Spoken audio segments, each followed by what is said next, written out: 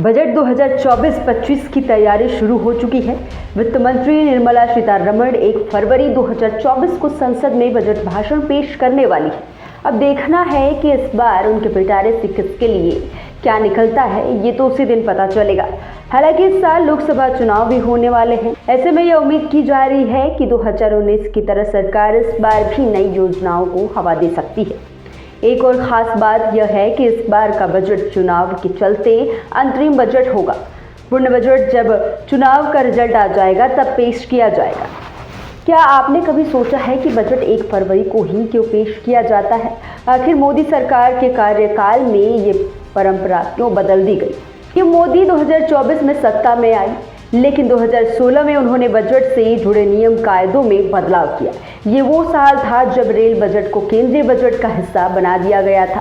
साल 1924 से देश में रेल बजट हमेशा अलग से और केंद्रीय बजट एक दिन पहले पेश होता था। इसके बाद दूसरा बड़ा बदलाव आया आम बजट पेश करने की तारीख को लेकर, जिसे साल 2017 में तत्कालीन वित्त मंत्री अरुण जेटली ने 1 फरवरी को पेश किया था।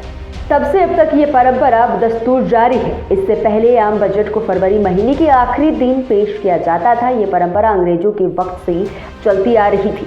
उम्मीद है कि इस बजट में टैक्स छूट से लेकर इंफ्रास्ट्रक्चर और डिफेंस के लिए कुछ ऐलान किया जा सकता है। साल 2017 में पूर्व केंद्रीय वित्त मंत्री अरुण जेटली ने ऐलान किया था कि केंद्रीय बजट अब फरवरी के अंतरिम कार्य दिवस पर पेश किया जाएगा। बजट एक ऐसी सरकारी दस्तावेज होता है जिसके तहत सरकार आगामी वित्तीय वर्ष के दौरान अनुमानित व्यय और राजस्व पेश करती है। इसके बाद इसे संसद की ओर से मंजूरी मिलती है। इस परंपरा की शुरुआत 1860 के दशक में ईस्ट इंडिया कंपनी के अधिकारियों द्वारा किया गया था।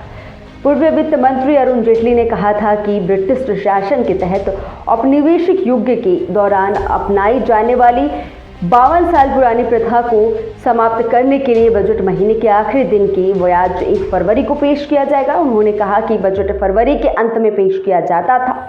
ऐसे में सरकार के पास 1 अप्रैल से प्रभावित नई नीतियों की तैयारी के लिए बहुत कम समय था, जिस कारण इसे बदलकर 1 फरवरी कर दी गई।